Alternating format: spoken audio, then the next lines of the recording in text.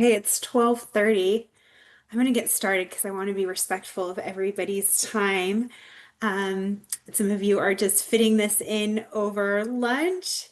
So we will get started. And as people come in, that's great too. So, welcome. I can't believe we're here again. Yet another holiday season is here, and we are going to be talking about how to help our brain be more calm during this season.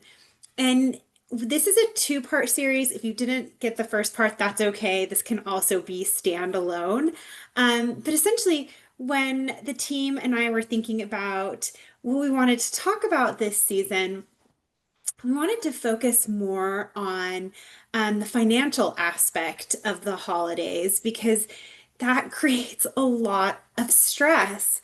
Things tend to be getting more and more expensive, and thought that this would be a great opportunity to provide some knowledge around holiday budgeting and spending. And so Rocky, he is all things finance and saving. He was the first part, and now I'm here for the second part in terms of brain health. So, for those of you who don't know me, I'm Catherine Van Tassel. I'm the Director of Behavioral Health Consulting at GBS. My background, my training, I'm a licensed clinical social worker and a physician assistant, specializing in psychiatry. And then I have such a passion for lifestyle behaviors. I did subspecialty training from the American College of Lifestyle Medicine. So, for those of you that have heard me talk before, I love to talk about our everyday habits and how it impacts our brain health and also our physical health. So, with that introduction, let's dive right in. So, what's the roadmap for our short time together today? What is that going to look like? Well, we're going to talk about the psychology of holiday spending. And I think this is going to be really fun because we're going to spend some time talking about dopamine. Um, for me, if I have a better understanding of why I act or my behaviors are a certain way, I think it's gives me more motivation to make a change in that area. So we'll talk about why does this happen? I mean, finances in the holidays just don't stress us out to stress us out. There's actually something happening, and we'll talk about the psychology behind that. And then I am very evidence and tool based. So, what is the evidence? And then, what are the tools that we can take away? I always love to say, what is one thing I can do today to improve my tomorrow? And sure, we've all heard the term budgeting, we all know about budgeting, but I want to go beyond that. So, understanding why we do the things that we do and why it stresses us out. And then thinking about budgeting as a mental health tool, and what are some simple strategies. During a busy season, you don't need to have a PhD course in how I'm going to have behavior change in the next 60 days. So, concrete tools to take away. And there will be a QR code at the end for two worksheets. And then just overall coping with financial stress and what that looks like. So I do feel like there's somewhat of a paradox during the holidays because it's very exciting. It's festive and we decorate and our scarves and our hats and our boots come out. And if you live in a place that has snow and you like snow, that's fun. And you get to spend more time with families and there's parties and there's a lot of excitement around this time. But also on the flip side, a lot of stress. More than 50%, so 64% of Americans report increased financial stress during the holidays. This is from the American Psychiatric Association. So thinking about this time that really we should just be enjoying our loved ones and the change of the season. We're feeling stressed out and anxious, and we know that that changes our brain, and then we become more irritable, and maybe that affects how we sleep and how we eat, and so on. But again, we're going to talk about why do we do this so that we can change and regain our control, and that this just isn't, it's not just poor budgeting. This is about our emotion and the psychology behind that. So just some fun trivia. Think to yourself, What do you think the busiest shopping day of the season is? Give you a second to think about it. Many of us probably know because we are guilty of shopping on that day. The Saturday before Christmas. We're all procrastinators. Okay.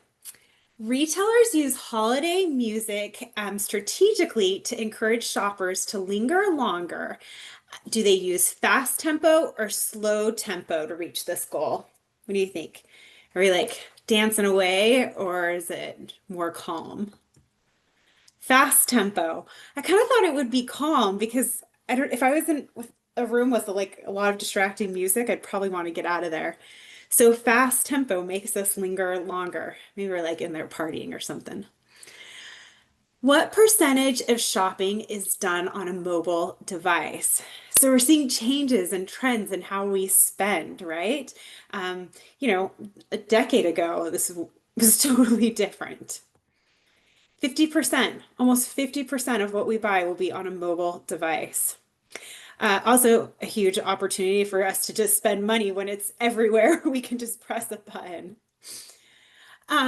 So Americans are projected to spend $253 billion online during the 2025 holiday season. That's a lot of money. And we have AI now, and it's driving us to buy even more. It's supposed to grow over 500% this holiday season. And 46% of people have lied about liking a gift, often to spare the giver's feelings. So we're stressed out spending money we maybe don't have or haven't budgeted for to give it to maybe half of our people that didn't even like it in the first place. So we gotta recenter ourselves. Okay, let's talk about dopamine. And this is going to make sense. Why are we talking about a neurotransmitter when we're talking about holiday shopping and budget? But stay with me. This is gonna all come together. So dopamine's a neurotransmitter.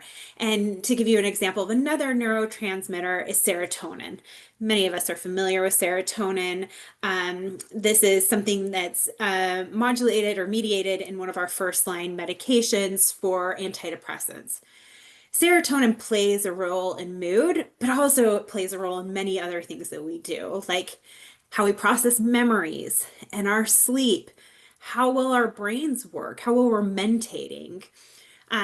So dopamine, also a neurotransmitter, has different functions.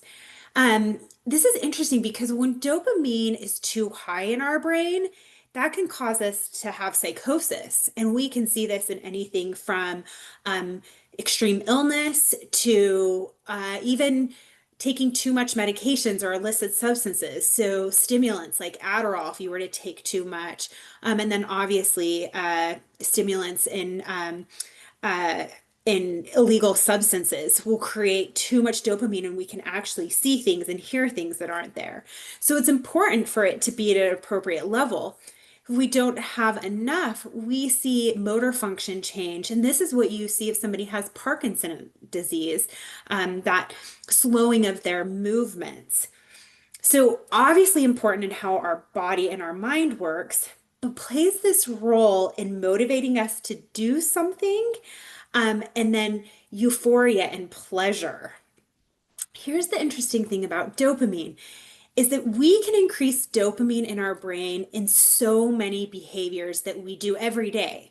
So whether we exercise, we get an increase in dopamine. When we shop, we get an increase in dopamine. Gambling, eating that really tasty favorite cheesecake or whatever your favorite meal is, increases dopamine. Checking our phone. That's why the majority of people check their phone hundreds of times a day. It's like this little pocket slot machine. Every time we check it, we get this little microdose of dopamine. However, there's cheap dopamine and then there's dopamine that's good for our brain. We have to be more mindful to think about how we are engaging in activities that increase dopamine, and making sure that the majority are ones that are good for our brain. So Um, this is when we experience something rewarding, this dopamine comes through our ventral tegmental area. And again, reinforcing behaviors. Also, let's say you have this favorite bakery that's within walking distance of your work or of your house, and this bakery has a croissant that you really, really love. So the first time you ate that croissant, your brain released dopamine. And it did a couple of things. It made you feel really good, but it also cataloged it away in your brain saying, hey, that was really good. It made you feel good. The next time you walk past this bakery, I want you to do that again. It was forming this memory for you to continue to do it. So let's say the next time you're walking on that block, before you've even eaten the croissant, your brain is going to start releasing dopamine to motivate you to do this behavior because it knows it's going to feel good. Okay, having given you all this information, this is going to play into what we're talking about in terms of psychology and not just bad budgeting when we may overspend during the holidays.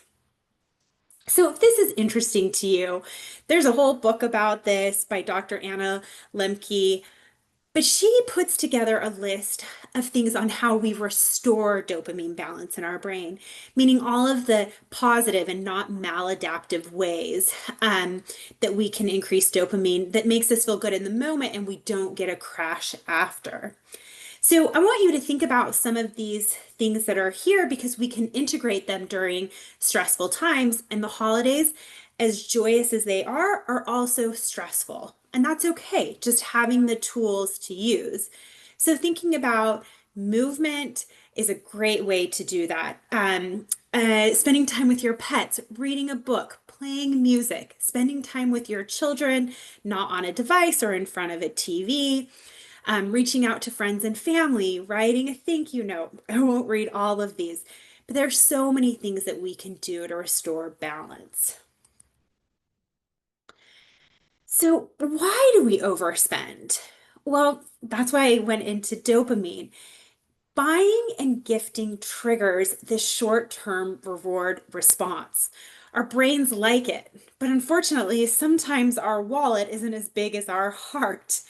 So I talked about that motivation. Your brain already knows that when I buy something, I'm going to feel good. And when I give it to somebody, I'm going to feel good. So it's going to tell us, hey, do this, do this, do this, do this. We can also do it for guilt gifting, trying to compensate. Maybe we are going to miss an event or an absence, conflict in families, being insecure. And social comparison. We live in this era where we can compare ourselves to just about anybody through social media, and we know how filtered that can be. So constantly seeing other people's perfect quote unquote holidays, we get in this inadequacy loop. I'm not good enough. What I'm giving is not good enough. I'm not going to enough parties. We're not all in matching clothes. The dog doesn't have pajamas like everyone else does. We don't have a professional photographer in our perfect tree, in our perfect house. We all know what this can feel like. So, okay, I got to buy this, do that, be here. Our emotions are really strong. So we're not buying just to buying. We essentially are buying feelings. We're buying that feeling with dopamine. We're doing it to compensate for something, to keep up, not feel inadequate, not disappoint somebody. Also, there could be traditions, or create this perfect holiday, or many of us may experience FOMO, this fear of missing out.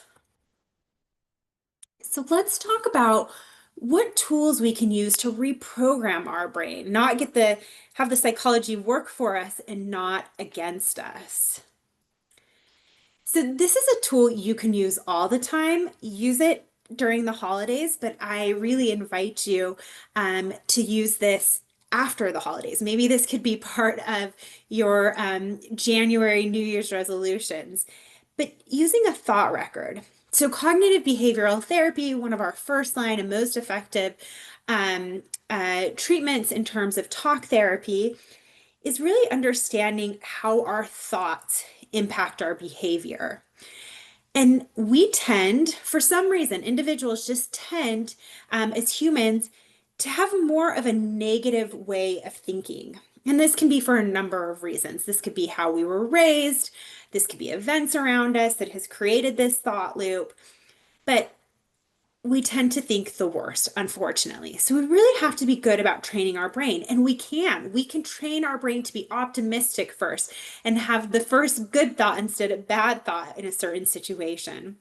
But thinking about how our thoughts can in fact impact our spending habits during the holiday, one thought is if I don't buy expensive gifts, people will think I don't care. Everyone else is doing it, so I should too.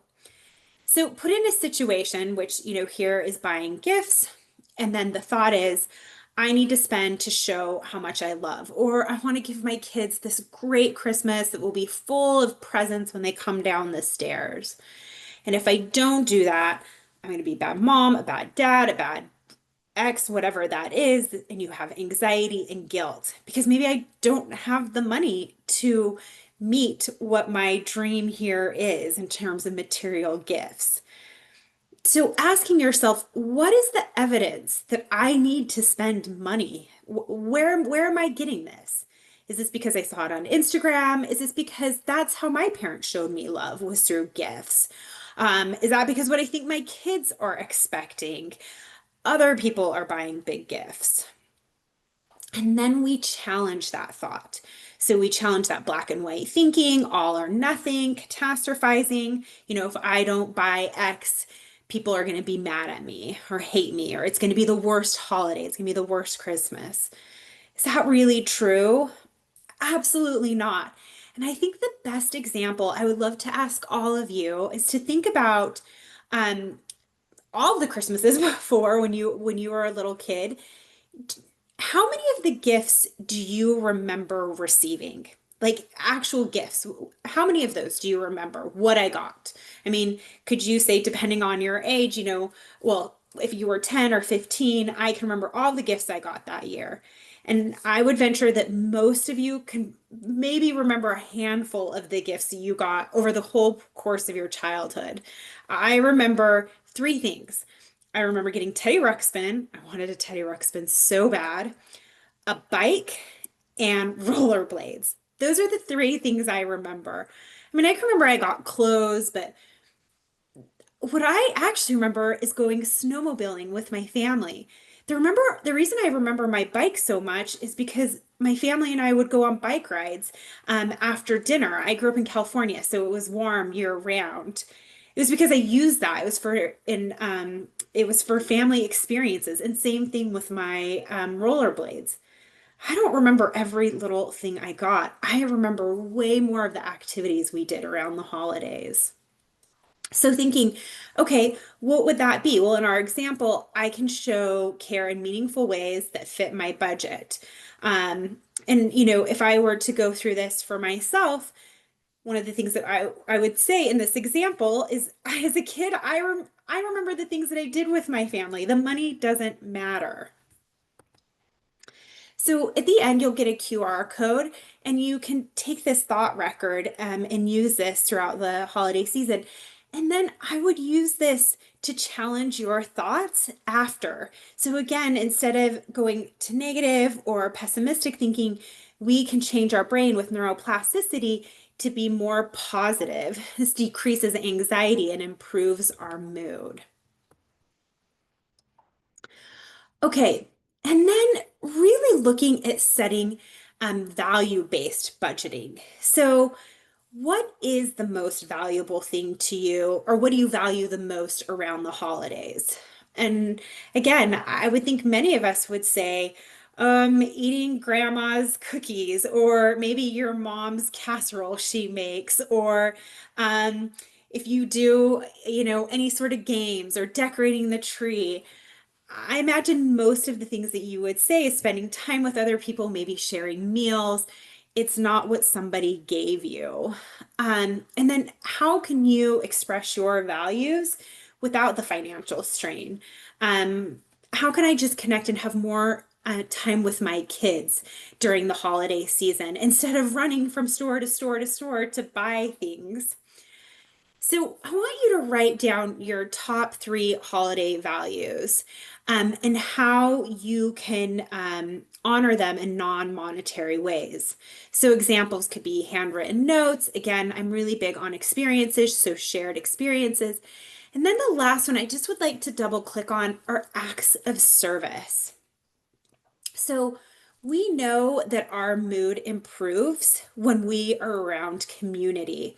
So whether that's people in our house, if that's our friend group, our work, our coworkers, extended family.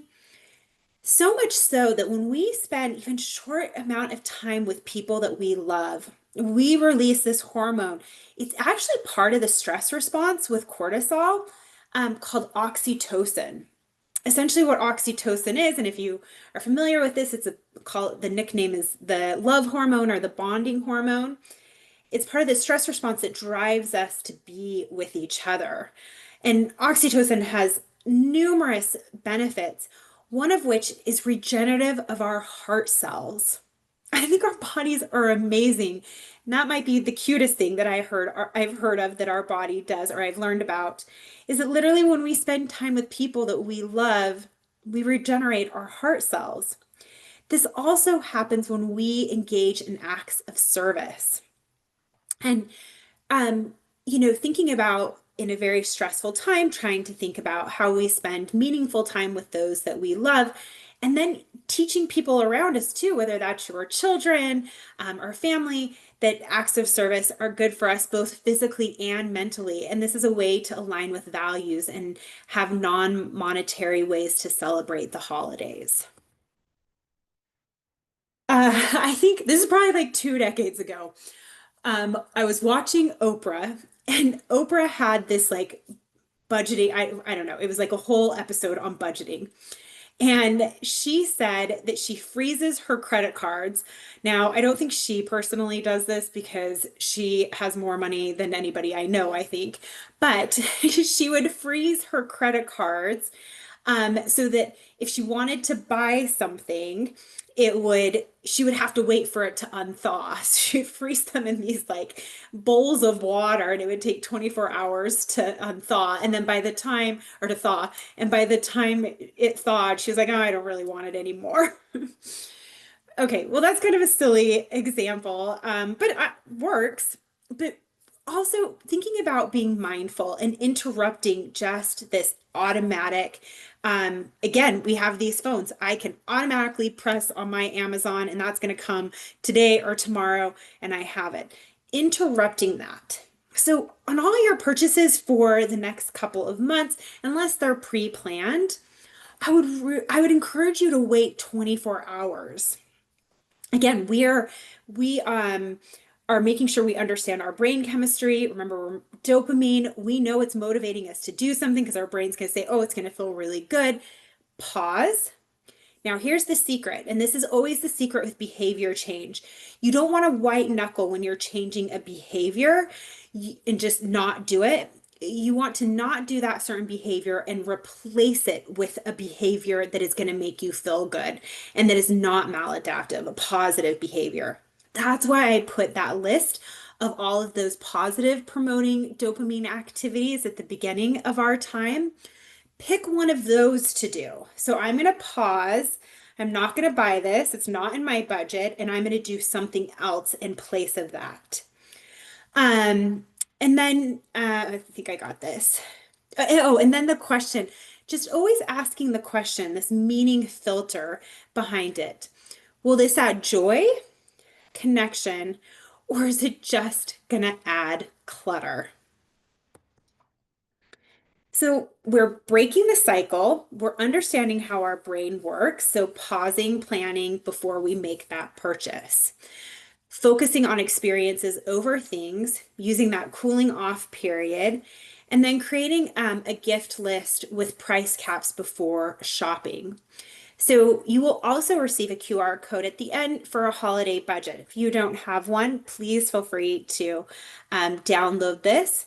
But essentially, this is going to help you create awareness and a plan, and then follow the other steps that we were talking about, right? If there's something that is not on this budget, we are going to pause and we are not going to buy it. So we're going to give us at least 24 hours. So this gives you an opportunity to really look at your finances. What is realistic? What is comfortable? And I would like to say, even if money is not a key factor in your household, I would still think about the value behind it and thinking about your family or those that you are buying, what they would really love. Would they love a present from you, or would they love time together or doing an activity? And we're going to look at 10 mindful gifts that we can give instead of just buying something. We also want to include holiday parties. Maybe if we're going to get a new holiday outfit for ourselves or for our kids or for our fur babies. And then reviewing this with those in your household, so those that are making financial decisions as well. And there are many holiday budget templates online as well if you'd like to look at that. So I said mindful gifting, gift giving, shifting from materialism to meaning. And I'm going to give you 10 examples of that. So you have lots of material, but this idea of creating lasting memories. And we know that this is evident in the research that people often cherish adventures and quality time spent together more than being given physical gifts. And I told you all about oxytocin. Experiences trigger that release of oxytocin, and they enhance these social connections with one another. So, to round out our time, what are some ideas? What could you do? So, thinking about experiences, this could be spa day, cooking classes, concert tickets, outdoor activities. So maybe you go, depending on the weather, so maybe you go hiking or snowshoeing, climbing. Maybe you even sign up for a class to learn how to do that. And then subscriptions, streaming services. So when I think about streaming services, I'm thinking, what about a gift to Headspace or Calm? So maybe somebody could start meditating, magazine subscriptions, other online courses. Personalized gifts. Maybe you're really crafty and you can make some custom jewelry, engraved photo frames, having something monogrammed, photo albums. I want to pause here. Thinking about, we have all of these pictures on our phones now using technology and the benefits of it. You can upload photo albums and have them printed into beautiful books. What a great gift that would be. Then handmade gifts. Are you good at making something? So maybe this is chocolates, caramels, candles, soaps, jams. Maybe you can paint. Gifts focused on well-being. I talked a little bit about doing a meditation app. Something that I recommend to people when I talk about stress management is creating a space in your home or doing this in the workplace. Essentially this tech-free Zen zone. So picking an area and whatever, I said you could do this in your workplace, or you could do this in your home, having some green plants in there, maybe pillows to sit on the ground or a comfortable chair, oil diffusers or candles. And again, tech-free zone. We don't take on our phones, we don't take in our computers, helping somebody create that in their house. Eco-friendly or sustainable gifts. So reusable containers and shopping bags. And then charitable gifts. Talked about volunteering. Maybe you could volunteer together or donate for a charitable cause in somebody's name. If any of you are Seinfeld fans, you have my heart. You can remember when George Costanza made up the Human Fund and gave everybody at Kroger Industries a fake donation to the Human Fund. Please do not do that, but find a real organization, not one that you created. Educational. I love this. Learning. So, a lot of colleges have adult classes where you can learn how to take, if you want to do photography or paint or welding, doing an adult educational class. And then maybe somebody's really into fancy cheeses and jams, putting together a basket like that. We talked about time together. So what about doing a home cooked meal, inviting people over, doing a movie night or a game night, writing heartful letters or creating a gratitude jar in your house? So for the whole month of December, everybody in the house every day writes down one thing they're thankful for and puts it in the gratitude jar. And then at the end of the week, you pick a few to read. You don't have to read all of them, but maybe you pick a few to read. Maybe fitness gear. So getting them an app for a yoga app or the Peloton app or a yoga mat. We know that a lot of times in the new year, people set new fitness goals. Okay, we are coming to the end of our time. Here is the QR code. I'll pause for a second here for you to get those. So both that thought record and the holiday budget. And I really, again, encourage you to use this thought record for things that create anxiety as you move out of the holidays. Again, retraining our brain to think differently. So, just in summary, remembering creating awareness. So, we talked about dopamine, how the brain works. That helps us break this cycle and understand that we're not just poor budgeters, that there's a lot more that goes into that. And that this is self-care. Budgeting is self-care, caring for yourself, and that's really important. Setting boundaries and being more mindful creates less stress, and having meaning over material. So, in the beginning, I said, what is one thing that I can do? So, thinking, what identify one spending habit I can change. So, maybe that's just not buying the next thing I see in the store, that 24-hour habit. What is one boundary I can set and one joyful, meaningful ritual to prioritize? Thank you so much, everyone, for being here. I'm really excited. If you want, please feel free to reach out to me if you have any questions. You can put a question in the chat if you would like. I'm happy to stay. And again, thanks for your time.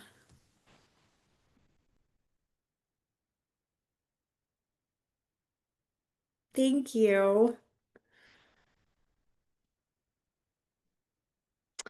Do I have any books or podcasts that I could recommend that would help? Not off the top of my head on holiday spending. On dopamine, I talked about Anna Limke, and you could just search Anna Limke in podcasts, and several will come up. She's been in several medical conferences I've gone to, and then also on podcasts. It's really interesting to hear about our brain. Um, I'm trying to think anything CBT based too, in terms of brain health, anxiety. So there are lots of books that help as well.